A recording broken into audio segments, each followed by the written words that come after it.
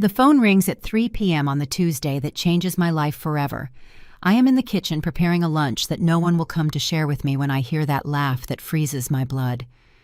It is Nicole, my daughter-in-law, but she is not calling to ask how I am or if I need anything. No, this time her voice has a different tone. Cruel, full of a satisfaction that turns my stomach. "Beatrice," she says with that laugh that sounds like breaking glass. "Do you know what I just did? I used your inheritance to buy my beach house.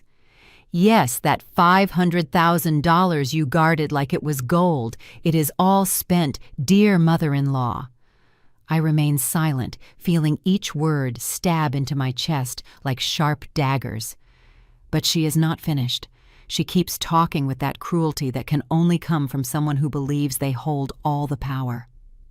Henry and I are here toasting with champagne on our oceanfront terrace. Can you believe it? Your money bought us this paradise. And the best part is, you will never see a cent of that money again. It is over. Beatrice, you are no longer necessary in our lives. Every word is like a hammer hitting my heart. This woman who entered my family 8 years ago, who ate at my table, who received my love and support, now speaks to me as if I am her enemy, as if all these years of giving her everything I had meant nothing to her. "I hope you understand this is just business," she continues with that cold voice that gives me chills. "You have already served your purpose. You gave us the money you raised my husband, and now you can retire peacefully. We will get on with our lives without you bothering us with your old lady advice." I feel my hands trembling as I hold the phone. 70 years lived, 40 of them dedicated completely to my son Henry, after his father died in that accident that changed our lives. 40 years working day and night, saving every dollar, denying myself small pleasures to make sure he had everything he needed. Do you know what the funniest part of all this is? Nicole continues with a cruelty that seems to have no limits. That it was you who gave me access to your bank account. You signed the papers that gave me power over your money. How naive you were, Beatrice. Her laugh echoes in my ear like the sound of something breaking forever. But what hurts most is not the financial betrayal, but the coldness in her voice, as if all these years of affection were just an act. "Oh, and one more thing," she adds, and I can hear her voice become even more venomous. "Henry completely agrees with me. He also thinks it is time for you to step aside. In fact, it was his idea to tell you this way. He wanted you to know exactly what we think of you." My legs almost buckle when I hear those words. My Henry. The boy I cared for when he had a fever, the teenager I helped with homework, the young man I supported through college. Did he really plan this with his wife?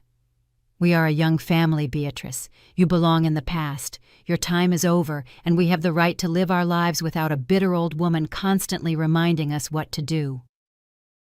The line cuts with a dry click that echoes in my empty kitchen like a gunshot. I stand there, phone in hand, feeling the silence wrap around me like a heavy blanket. For a few seconds, the world seems to stop completely. I walk slowly to my favorite chair, the one where I used to sit and sew Henry's clothes when he was little. My hands are still shaking, but not from fear or sadness. There is something else, something I cannot quite explain. I look at the dining table where I still have the dishes set for 2 people. I had been waiting for Henry to come for lunch like he did every Tuesday, but now I understand that tradition has also come to an end.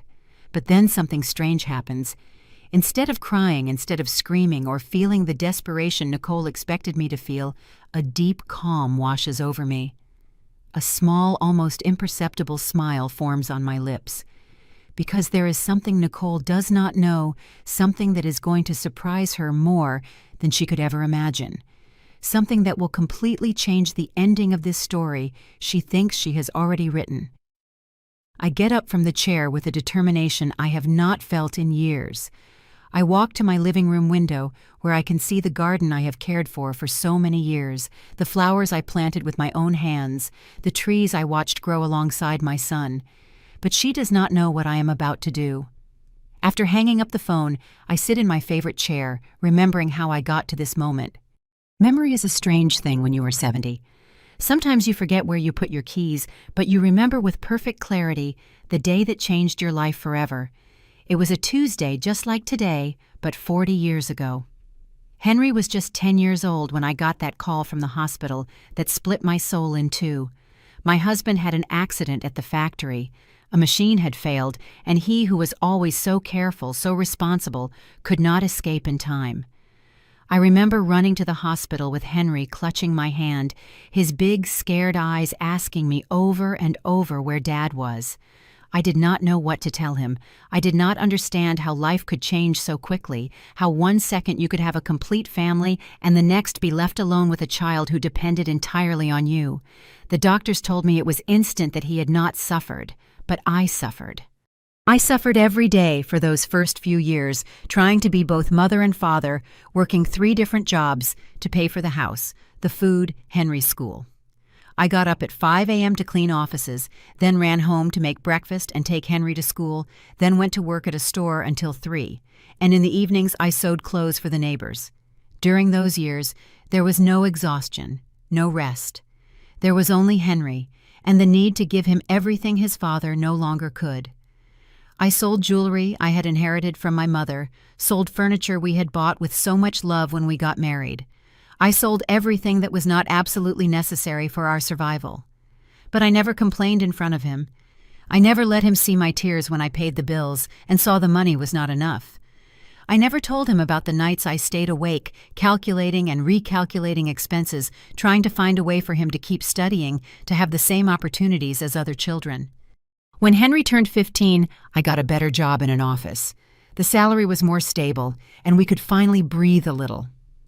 That is when I started saving seriously, dollar by dollar, cent by cent.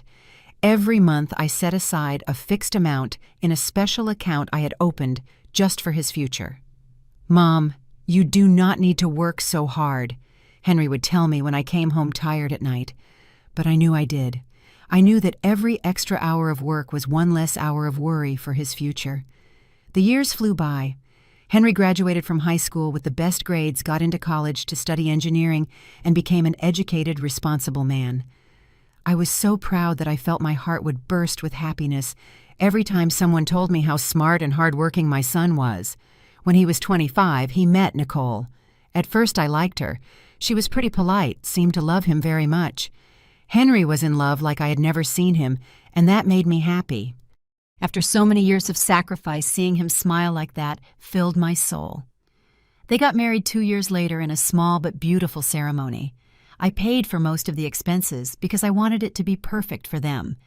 Nicole wore an ivory-colored dress that made her look like a princess, and Henry could not stop looking at her with those eyes full of love. During the first years of marriage, our relationship was good. Nicole would visit me, help me with shopping, tell me about her plans. I thought I finally had the daughter I never had. I even started knitting baby clothes, waiting for the day they would make me a grandmother. But slowly things started to change. The visits became less frequent. When they came for lunch, Nicole always had a complaint. The food was too salty, it was too hot in my house, my furniture was too old. At first I thought they were just unimportant comments, but then I realized it was something deeper. Henry started to change too. He no longer told me about his work with the same enthusiasm. When I asked about his plans, he gave me short answers and quickly changed the subject. It was like he was building a wall between us, brick by brick. 2 years ago, when I turned 68, Henry suggested I give him power of attorney over my bank account. "It is just a precaution, Mom," he said. "If something happens to you, it will be easier for me to help you with the paperwork." Nicole was sitting next to him, nodding and smiling in a way that, looking back, seems so fake. I trusted him. I trusted him because he was my son, because I thought that after all the sacrifices I had made for him, he would never hurt me. I signed the papers without reading all the fine print, never imagining I was handing over total control of everything I had worked for 40 years. In recent months, the visits practically disappeared.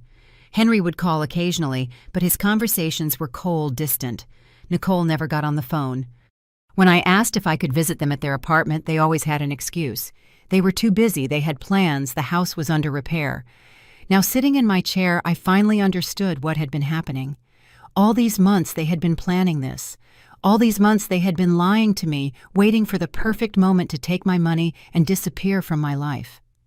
But what they did not know, what Nicole had not imagined when she called to humiliate me, was that I also had my secrets. The next day, I decided it was time to act. I got up early, as I had always done, and made myself coffee while organizing my thoughts. The house was silent, but my mind had never been clearer. I had a mission, and I was not going to let emotions stop me. After breakfast, I went to my room and opened my nightstand drawer. There, tucked between old letters and yellowed photographs, was the envelope I had been waiting for the right moment to open. My husband had given it to me just days before he died, with specific instructions to only open it if I ever found myself in a desperate situation. "Beatrice," he had said, his voice weak but firm, "this envelope contains information that can save you if things ever get difficult. But promise me you will only use it if you really have no other choice." For 40 years that envelope had remained sealed.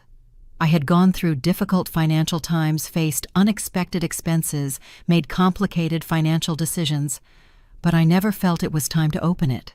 Until now. With trembling hands, I broke the seal and took out the documents inside. What I saw left me breathless. They were deeds to properties I never even knew existed. My husband had bought land on the outskirts of the city years before he died. Land that, according to the documents, was now worth a fortune due to the urban development in that area. But that was not all. There was also a letter written in my husband's careful handwriting, explaining that he had opened a secret bank account in my name, an account that had been accumulating interest all these years. The numbers I saw on the papers seemed unreal. They spoke of millions, not thousands. "My dear Beatrice," the letter said, "if you are reading this, it means you have reached a point in your life where you need to know the truth. During our marriage, I never told you about these investments because I wanted you to live peacefully without worrying about money. But I always knew you might need this security one day." The letter continued explaining he had secretly invested part of his salary in real estate and stocks, working with a trusted financial advisor named Thomas, who had been managing these investments for decades. At the end of the letter, there was a phone number and a note.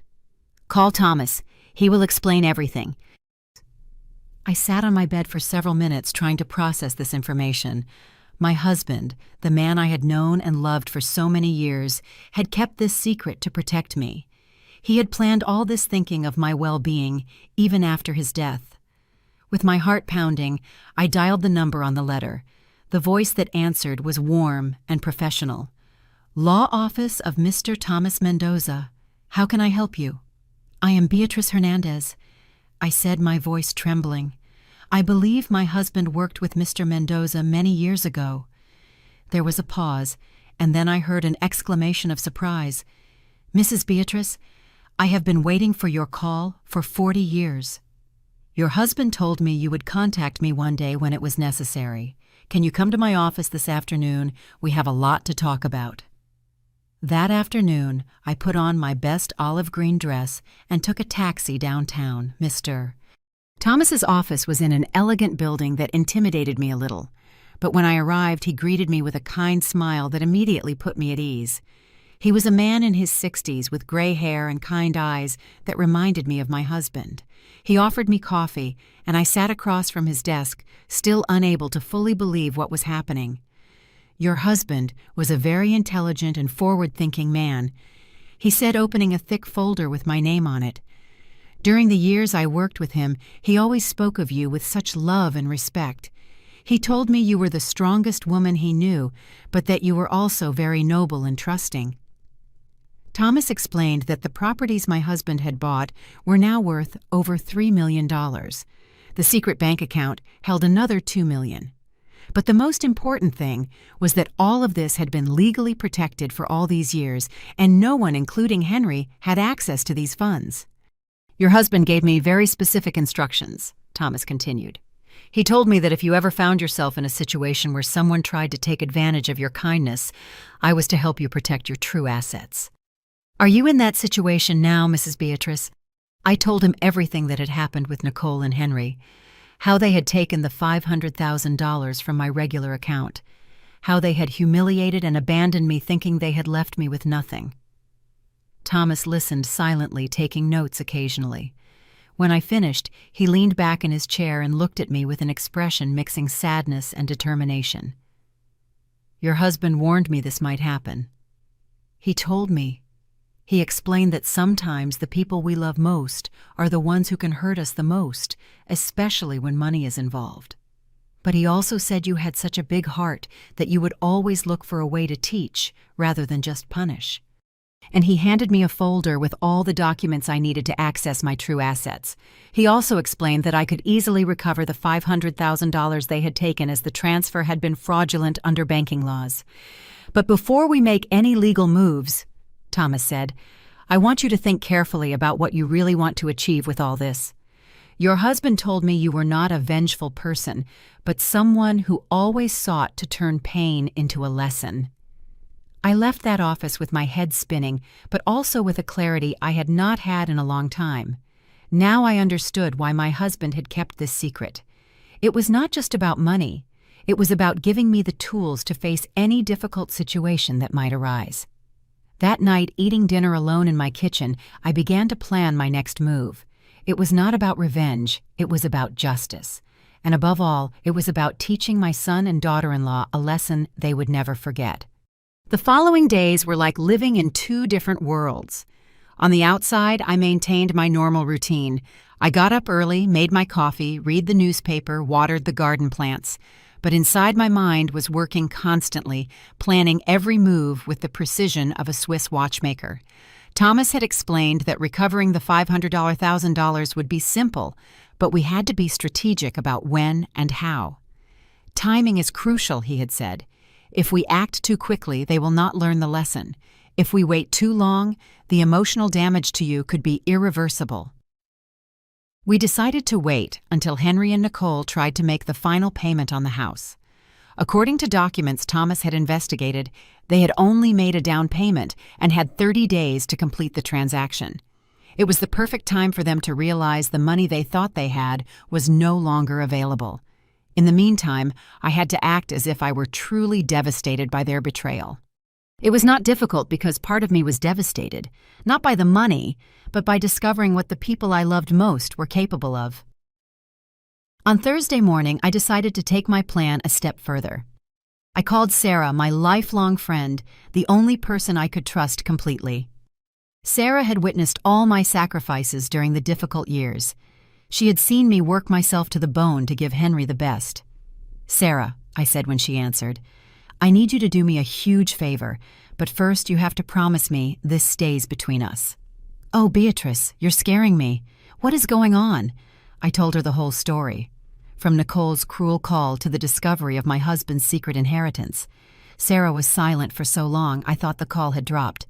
"I cannot believe it," she finally said. "After everything you did for that boy, after all your sacrifices, how could he do this to you?" "That is why I need your help," I explained. "I want you to go visit them as if you are coming to comfort me. Tell them I am very sick, that I have not been able to get out of bed since they called. I want to know exactly what they are thinking, what they are planning." Sarah agreed immediately. She had known Henry since he was a child. She had been there for birthdays and graduations. She had watched our family grow. She also felt betrayed by what they had done. 2 days later, Sarah called me with information that broke my heart even more. She had gone to their apartment pretending to be worried about my health. "Beatrice, you will not believe what I heard," she said, her voice indignant. Nicole was on the phone bragging to her friends about the new house. She was telling them in detail how she had convinced Henry it was time to take his mother's money. She said you were a foolish old woman who had saved money her whole life without knowing how to enjoy it. But what hurt most, Sarah continued, was what she told me about Henry. When I asked him if he felt bad about leaving me with no money, he just shrugged and said, "She already lived her life. Now it is our turn to live ours." "And one more thing," Sarah added, her voice trembling. "Nicole told me they are planning to move to another city after buying the house. They are going to cut all contact with you. Beatrice, they want to start a new life where nobody knows they have a mother-in-law." That night I cried like I had not cried since my husband's death. not for the money, but for the loss of my son. The child I had raised with so much love had become a stranger who could abandon me without remorse. But the next day I dried my tears and continued with my plan. Thomas had gotten me the phone numbers for the bank where Henry and Nicole had applied for the loan and for the real estate agency. It was time to lay my cards on the table. First, I called the bank. I explained the situation to a supervisor showing the documentation proving the transfer was fraudulent. The bank immediately froze the funds and scheduled a formal investigation. "Ma'am," the supervisor said, "we understand this must be a painful situation. We can recover your money, but this means any transaction your family planned using these funds will be rejected." "That is exactly what I want to happen," I replied, with a firmness that surprised me. Then I called the real estate agency. The agent handling the sale confirmed Henry and Nicole were scheduled to make the final payment that Friday. I explained there was a legal problem with the funds they planned to use. "I understand your concern," the agent said, "but unless we have a court order or official communication from the bank, we cannot cancel the transaction." "You will have it very soon," I assured him. On Wednesday night, Thomas visited me at home to review the final details. He brought a folder full of legal documents and a serious expression that calmed me. I knew I was in good hands. "Everything is ready," he said. "The bank has confirmed they will reject the payment when Henry and Nicole try to make it on Friday. The real estate agency has been officially notified, and I have prepared all the documentation for you to recover your money completely." "And what happens next?" I asked. "Next, Mrs. Beatrice, you decide. Legally, you could press criminal charges against them for fraud. You could sue them civilly for emotional damages, or you could simply get your money back and move on with your life." I thought about those options. Thomas seemed to understand my internal conflict because he added softly, "Your husband once told me you were the wisest person he knew, not because you always knew the answers, but because you always knew the right questions to ask." "What would be the right question in this case?" I asked. "Perhaps the question is not what punishment they deserve, but what they need to learn. And perhaps the most important question is what kind of person do you want to be after all this?" That night I stayed awake late thinking about Thomas's words. I remembered all the lessons I had tried to teach Henry during his childhood. The importance of honesty, the value of hard work, the meaning of respect. Evidently, those lessons had not reached his heart. But maybe there was still time. Maybe this crisis could become an opportunity to teach him something words had never managed to convey. On Thursday morning, I made my final decision. It was not about revenge, it was about redemption. Not just for Henry and Nicole, but for myself. I had failed as a mother at some point, and now I had the chance to correct that mistake. I called Thomas and told him exactly what I wanted to do. He listened silently, and when I finished, he was quiet for a few seconds. "It is an emotionally risky plan," he said finally. "It could work, but it could also hurt you even more. Are you sure you want to take this path?" "I am sure," I replied. "My husband left me these tools not just to protect myself, but to protect our family. And that includes protecting Henry from himself." Friday arrived faster than I expected. It was the day everything would change forever. Friday dawned with a gray sky that seemed to reflect the state of my soul. I got up earlier than usual, knowing this day would mark a before and after in my family's history. It was the day Henry and Nicole would discover their perfect plan had a flaw they never imagined. I ate breakfast in silence, looking out my kitchen window at the garden. The flowers I had planted were still there, beautiful and indifferent to the human drama unfolding. I wondered if I would have their strength to survive what was coming. At 10 in the morning, Thomas called to confirm everything was in place. The bank was notified the real estate agency had the legal documents, and Henry and Nicole's funds were officially frozen. The appointment for the final payment was at 3 p.m. "How are you feeling, Mrs. Beatrice?" Thomas asked. "Like a mother who is about to watch her child fall but knows it is the only way he will learn to walk," I replied. "Your husband would be proud of the woman you have become," he said, and those words gave me the strength I needed. The hours passed with agonizing slowness. I tried to stay busy cleaning, organizing drawers, anything to keep my mind distracted. At 2:30, my phone rang. It was Sarah who had been monitoring the situation from her house near the bank.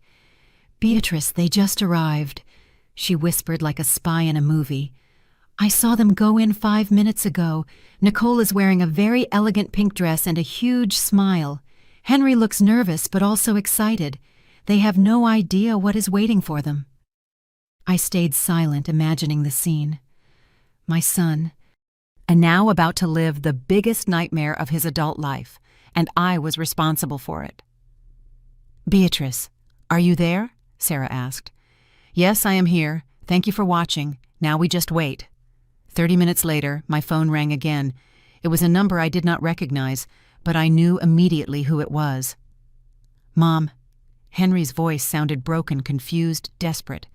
It was the first time he had called me since Nicole's cruel conversation. "Hello, Henry," I replied, my voice calm.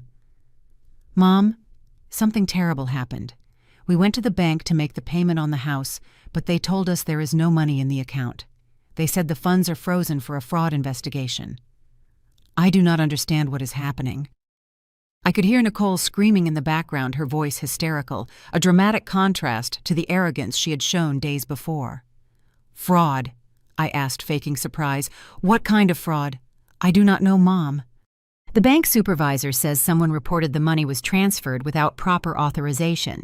He says there is an investigation and the funds cannot be released."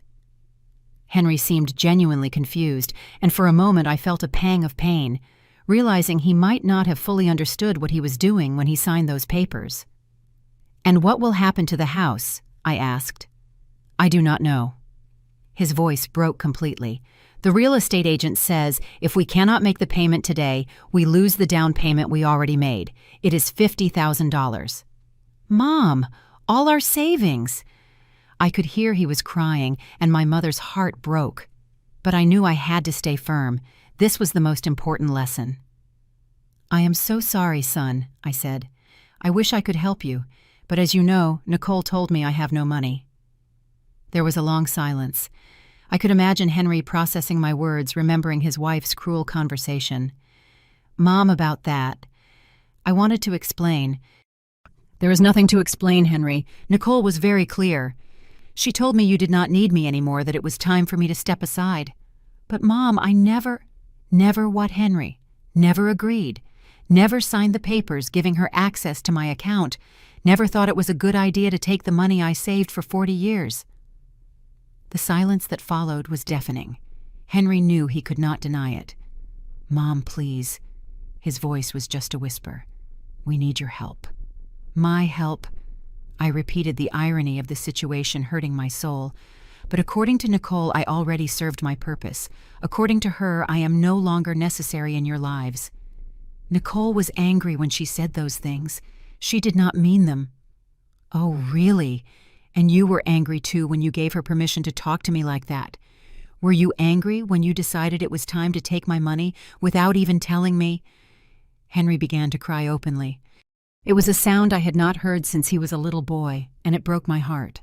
"Mom, we made a mistake. A terrible mistake. Please forgive us." "Mistakes have consequences, Henry. It is something I tried to teach you when you were a child, but maybe I was not clear enough." "What can we do?" he asked, his desperation palpable. "I do not know, son. Maybe you should call a lawyer, or maybe you should think about how you are going to live now that you have lost your savings." "But Mom, we have no one else." "I do not have anyone else either," I replied. "But apparently that did not matter when you decided you did not need me." I could hear Nicole screaming louder, and then the sound of Henry trying to calm her.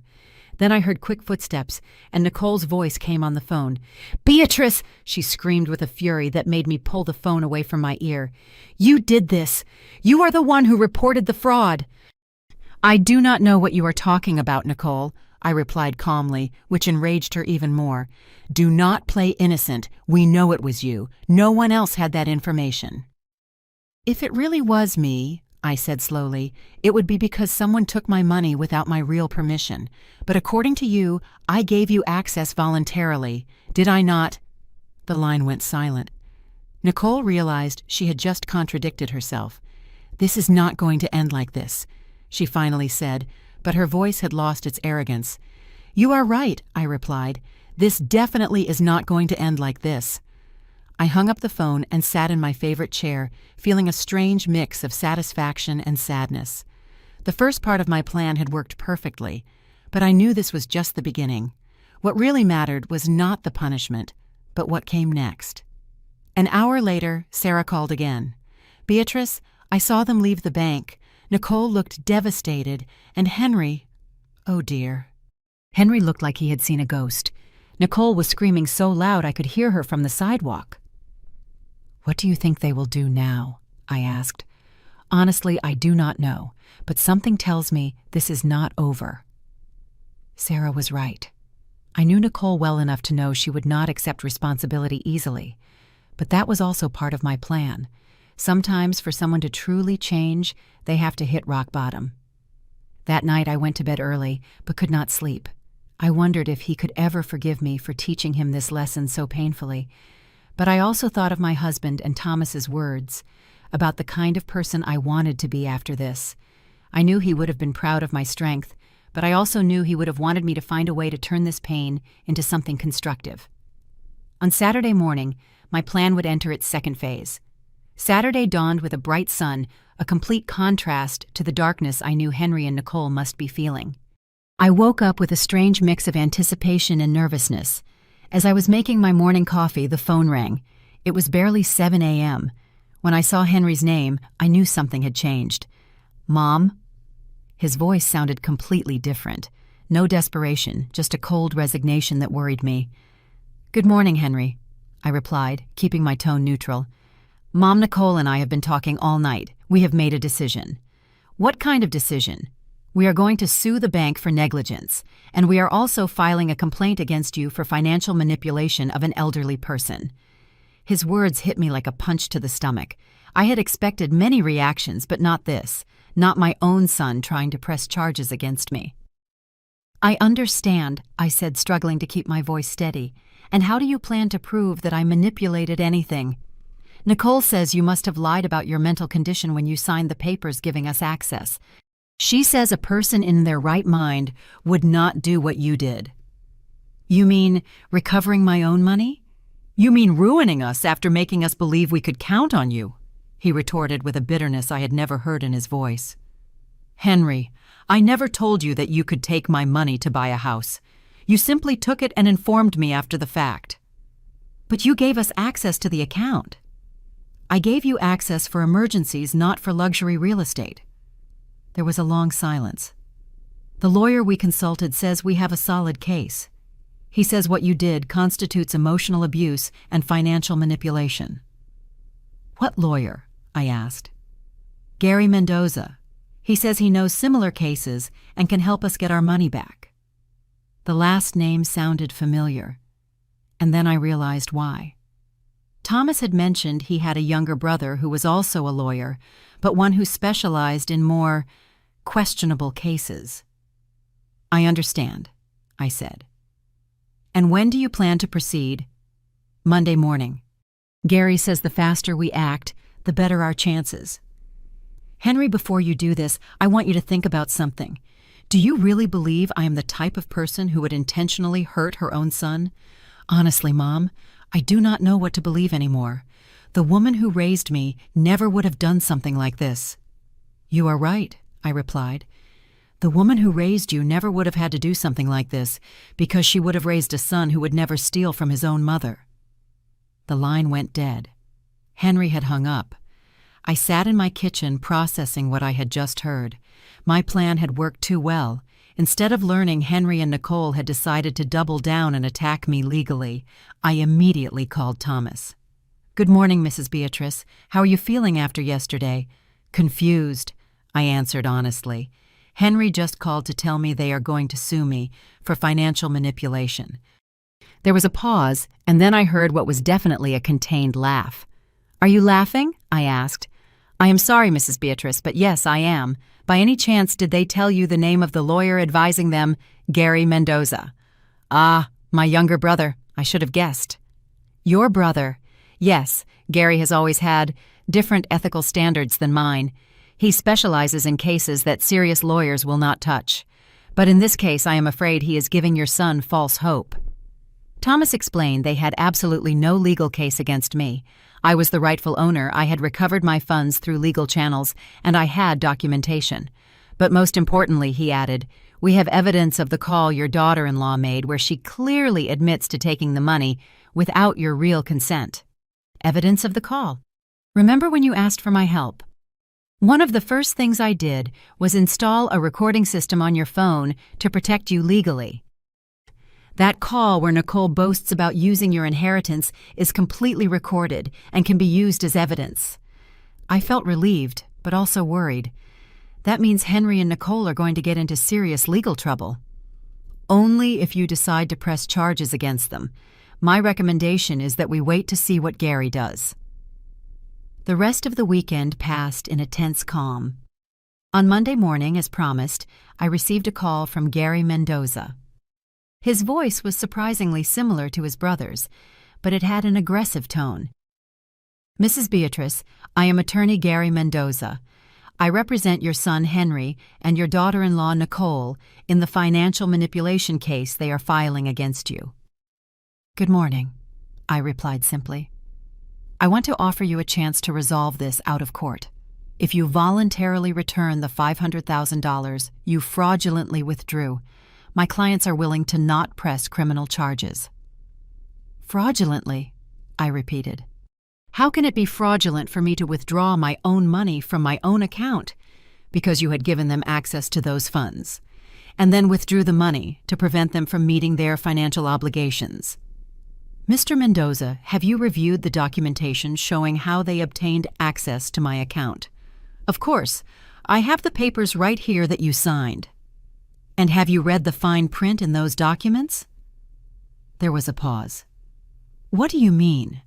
"I am referring to the clause that clearly states the power of attorney is solely for medical emergencies or situations of incapacity, not for luxury real estate purchases." The pause grew longer. It was obvious Gary had not read the documents. Furthermore, I continued, "Are you aware of the phone recording where your client admits to taking my money without my real consent?" "What recording?"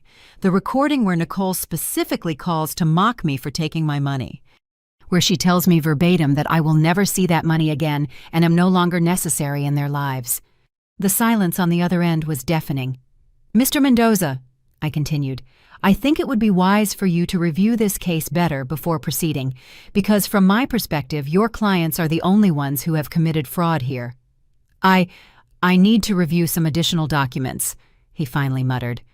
"Do that, and when you are finished, perhaps you should advise your clients to seek a more realistic resolution." I hung up feeling a satisfaction I had not expected.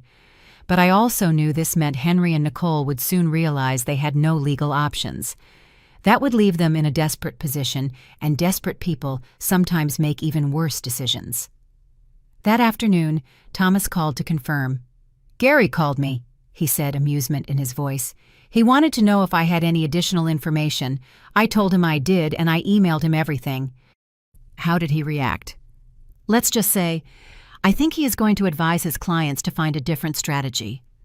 That night the phone rang just before I went to sleep. It was Henry, but this time his voice sounded completely different. "Mom," he said, and I could hear he had been crying. "Can we talk?" "Of course we can talk, Henry. Could you come to our apartment? Nicole is not well enough to go out, and I think we need to talk, all three of us." It was the first time in months he had invited me to his home. When I had money, I was not welcome. Now that they had lost it, they wanted me to visit. "All right," I said. "I will be there in an hour." The taxi ride to their apartment gave me time to prepare. I did not know if they would be furious, desperate, repentant, or all three. When I arrived, the doorman who usually greeted me avoided eye contact. I went up to the 6th floor, and when Henry opened the door, I gasped. My son, who had always been so careful with his appearance, had deep dark circles, an unshaven beard, and a wrinkled t-shirt. "Hi, Mom," he said, his voice like a lost child's. The apartment was in a deplorable state. There were boxes everywhere, as if they were packing, but also papers scattered over every surface. Legal documents, bank statements, flyers for cheaper apartments. Nicole was sitting on the couch. When she saw me, she did not get up. Her hair, normally perfect, was in a messy ponytail. Her eyes were red and swollen. "Sit down, Mom," Henry said, pointing to a chair. "We need to talk." I sat down, waiting. Finally, Nicole broke the silence. "The lawyer told us we have no case against you," she said, not looking at me. "He says that technically you had the right to get your money back." "Technically," I repeated. "That means you morally believe I was wrong." Henry sat heavily on the couch. "Mom, we thought that money was, well, we thought it was for us. Based on what you gave us access to the account, we thought that meant you trusted us to make decisions about how to use it." "Henry, I gave you access for emergencies. If I got sick, if I had an accident. Not so you could buy beach houses." Nicole finally looked at me. "But we thought you would want us to be happy. We thought you would want us to have a better life. At the cost of leaving me with nothing. You have your house, you have your pension," Nicole argued, though her voice had lost all its arrogance. "Nicole, do you remember the conversation we had on the phone last week?" She visibly flinched. "I was angry. I was excited about the house, and I said things I should not have. Things like you were no longer necessary in my life. Things like I belong in the past." Tears began to roll down Nicole's cheeks. "I am sorry. I am so sorry. I did not want to say those things. But you said them, and Henry agreed with you." Henry covered his face with his hands. "Mom, I never fully agreed. But Nicole was so excited about the house, and she said you had more money than you needed, and I wanted to make her happy, even if it meant hurting me."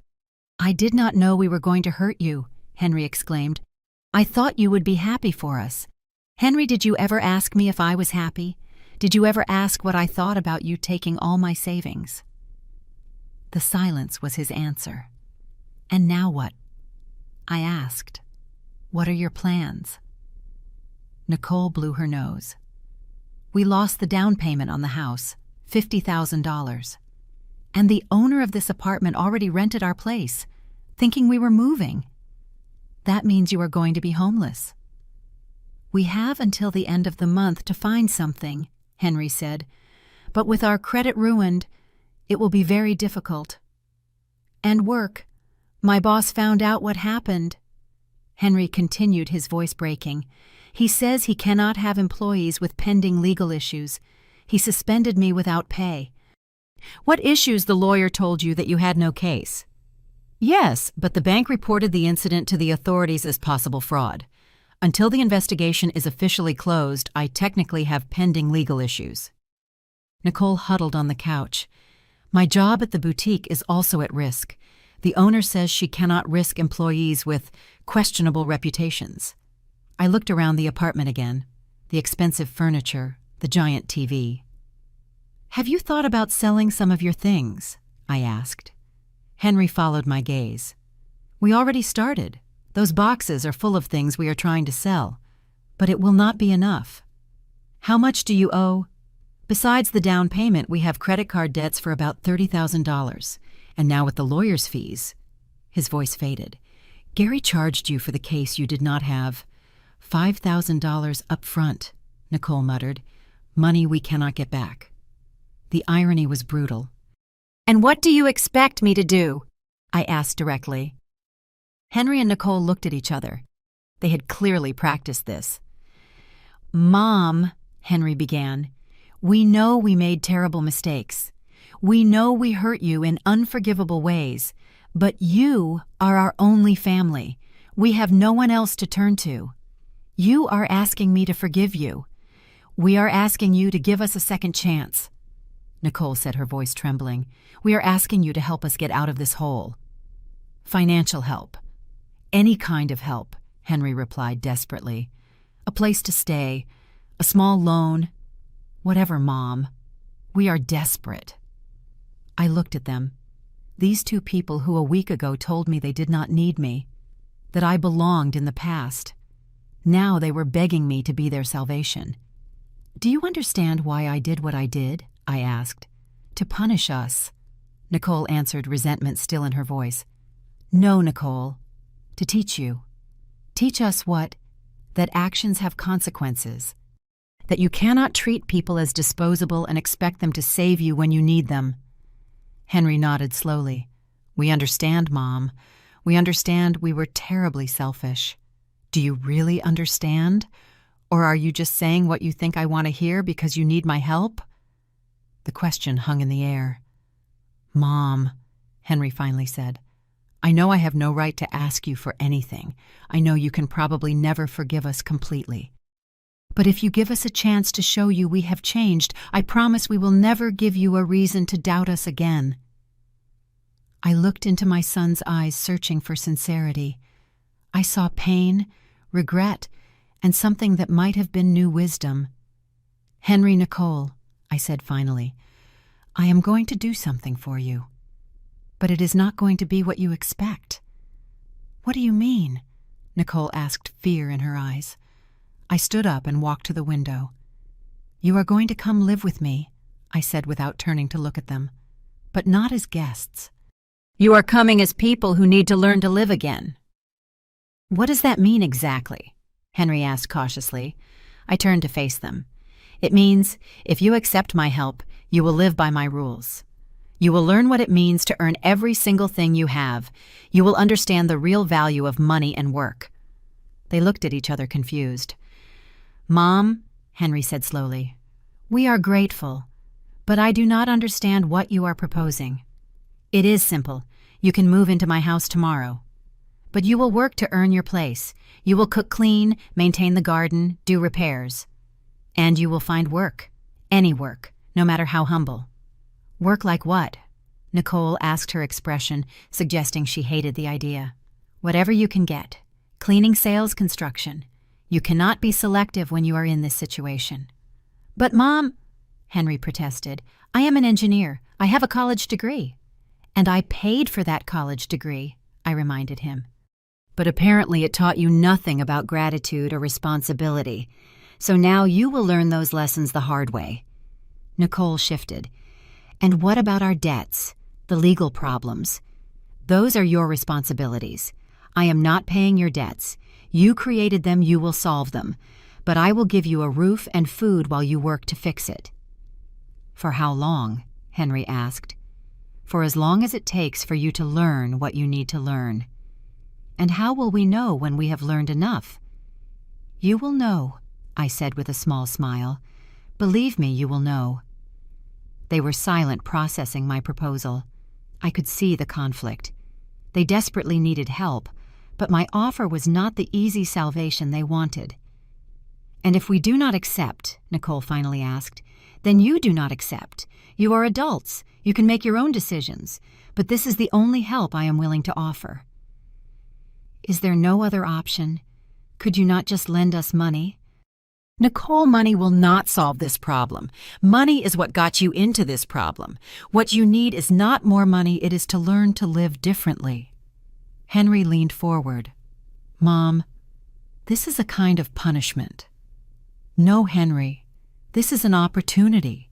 The opportunity to find out who you really are when you do not have easy money to lean on. And if we fail, then you fail. But at least you will have tried something different than just waiting for someone else to solve your problems. Nicole began to cry again. This is so hard, Beatrice. We are not used to living like this. I know, and that is why you need to learn, because life is not always going to be easy. Could you give us time to think? Henry asked. Of course, but not much time. You have until the end of the month to get out of this apartment. That gives you 1 week. I got up to leave, but turned at the door. There is something else you need to know. This is not just about learning to work hard. It is about learning to treat each other with respect. There will be no more yelling, no more blaming each other, no more trying to manipulate situations. What do you mean? Nicole asked. I mean, you will learn to communicate like responsible adults. You will learn to solve problems together. And you will learn that respect is earned, not demanded. Henry nodded slowly. We understand. Do you really understand? Or are you just saying you understand? We really understand, he said with more conviction. At least, we are willing to try to understand. That is a more honest answer, because no one really understands until they have lived it. I left the apartment feeling a mix of hope and apprehension. I did not know if they would accept or if they could follow through, but I knew this was their only real chance to change. On the way home, I reflected. I had seen something in Henry's eyes I had not seen in a long time: genuine humility. And although Nicole still resisted the idea of hard work, I had also seen real fear in her eyes, the kind of fear that sometimes motivates true change. That night my phone rang. It was Sarah. "How did it go?" she asked immediately. I told her the whole conversation, including my proposal. Sarah listened silently. "Beatrice," she said finally, "are you sure you want to do this? Living with them? It is going to be very hard on you, too." "I know, but I feel it is what my husband would have wanted, not just to protect the money we worked so hard for, but to use that protection to teach something valuable. And if they do not change, if they just take advantage of you again, then at least I will know I tried, and they will know they had a chance they wasted." "You are stronger than I am," Sarah said. "A week ago, I was not sure I could do this either, but sometimes you discover strengths you never knew you had." 2 days later, on Wednesday morning, Henry called. "Mom, we have been talking about your proposal. We want to accept. Are you sure? Do you fully understand? We understand it is going to be hard. We understand we will have to completely change how we live. But we also understand we have no other real option. Henry, I do not want you to come because you have no other option. I want you to come because you genuinely want to change." There was a long pause. "Mom, honestly, I am not sure we genuinely want to change yet, but we are willing to try, and we hope that in the process we will come to want to be better people." His honesty surprised me and gave me more hope than any grand promise. "All right," I said, "you can move in on Friday, but remember, once you walk through my door, the rules apply immediately." "We understand." "And Henry," I added, "one more thing." "What?" "When you come to live with me, you are going to discover things about me you never knew. You will understand exactly what I sacrificed to raise you. And you will also understand that I am not the helpless woman you thought I was." "What do you mean?" "You will see," I said. "You will see." On Friday morning, Henry and Nicole arrived at my house with 3 suitcases and 1 cardboard box. It was all they had left. When I opened the door, I could see gratitude, nervousness, and resignation on their faces. "Welcome," I said, simply letting them in. "Your room is on the 2nd floor, the one that was yours when you were a boy, Henry." As they went up, I went to the kitchen and took an envelope from my purse. It was time to show them the second surprise. When they came down, I found them sitting in the living room looking around as if seeing the house for the first time. In a way, they were. "Before we start with the house rules," I said, "I need to show you something." I put the envelope on the coffee table. "Henry, do you recognize this handwriting?" He leaned in and his face went pale. "It is Dad's handwriting." "That is right. Your father left me this letter.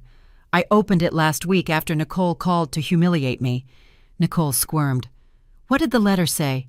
"It said many things, but the most important part is what came with the letter." I showed them the documents, the deeds to the properties, the statements from the secret bank account, all the evidence of the wealth my husband had been building. Henry took the papers with trembling hands. "Mom, these numbers, is this real?" "Completely real. Your father left me over $5 million in property and savings. The $500,000 you took, that was just a small part of what I really have." Nicole covered her face. "Oh my God, we thought we had left you with nothing." "And I let you think that," I said, "because you needed to understand what it feels like to lose everything." Henry looked at me, his eyes full of tears. "Mom, all this time, you could have solved our problems with just a fraction of this money." "Yes, I could have, but that would not have solved the real problem." "What real problem?" "The problem that you had become people who could betray someone who loved you, and then blame that person when you faced the consequences. I sat across from them. But there is something else you need to know. This letter did not just talk about money. It also contained specific instructions on what to do if you ever betrayed me. Henry sat up straight. What kind of instructions? Your father knew you had grown up with privileges he never had. He knew I had given you everything without making you earn it, and he feared it would make you someone who felt entitled. I took another sheet from the envelope. This part of the letter says, "If our son ever disrespects his mother or tries to take advantage of her kindness, do not give him money. Teach him what it means to earn every dollar. Only when he has learned the real value of work and sacrifice, only then will he be ready to handle a true inheritance." Tears rolled down Henry's cheeks. Dad, he knew this might happen. Your father was a very wise man. He knew money can be a blessing or a curse, depending on whether the person is prepared to handle it. Nicole finally spoke. So this test, everything that happened, it was planned. Not exactly planned, but your father gave me the tools to turn a betrayal into a lesson. He gave me a way to save you from yourselves. Henry stood up and paced the room. I cannot believe Dad predicted exactly what would happen. He did not predict exactly what, but he understood human nature. He knew people need to earn their place in the world, not be given it. I stood up and went to the window, the same window where I had stood when I decided not to react with fury. For these past weeks I have been watching you, I continued. I have been waiting to see if you could really change or if you were just acting. And what did you conclude? Henry asked. That there is still hope for you. I have seen real humility in your eyes, Henry. I have seen Nicole face real consequences. I have seen you work together when you have no other choice. I turned to face them. But I have also seen that you still have a lot to learn. What else do we need to learn? Nicole asked. You need to learn that love is not something you can take for granted. You need to learn that relationships require constant work, mutual respect, and genuine gratitude. You need to learn that having money does not make you better than people who do not. Henry walked over to me, and for the first time in months, hugged me like he used to. Mom, I am so sorry for everything we put you through. I am so sorry I was so blind, so selfish. I am sorry too, Nicole murmured from the couch. I am sorry I said those horrible things. I am sorry I thought we could treat you like you were disposable. I hugged them both, feeling something that had broken in my heart slowly begin to heal. But this does not end here, I said firmly. The fact that you now know I have money changes nothing about the rules. You are still going to live here as people who need to earn their place. You will still work and learn and grow. For how long? Henry asked. Until you are ready to handle a real inheritance. Until you can prove to me that you will not repeat these mistakes. And how do we prove that? I smiled, remembering my husband's words. You are going to help other people who are going through what you just went through. You will use your experience to teach others. You will turn your pain into wisdom you can share. Henry and Nicole looked at each other, and I saw something new in their eyes, real determination. How can we do that? Nicole asked. We will figure it out together, but first you need to finish learning your own lessons. Now, that night, as we ate dinner together for the first time in months, Henry asked a question I had been waiting for. Mom, will you ever be able to forgive us completely? Henry, I replied, taking his hand across the table, I have already forgiven you. I forgave you before you even realized you needed forgiveness. How could you do that? Because that is the kind of love your father taught me. The kind of love that does not just forgive, but finds ways to turn pain into growth. Nicole wiped her tears. Beatrice, do you think we can ever have the kind of relationship you and Dad had? I think you can have something even better, because you will build your relationship on a foundation of lessons learned the hard way. You will value what you have, because you know what it feels like to lose everything. 6 months later, Henry found a job in construction. It was not engineering, but it was honest work that made him feel proud at the end of the day. Nicole started working at a community center helping families in financial crisis. A year later, when I finally showed them the full extent of the inheritance their father had left them, they did not react with the blind greed I had feared. Instead, they asked me how they could use that money to help other families facing the same difficulties they had faced.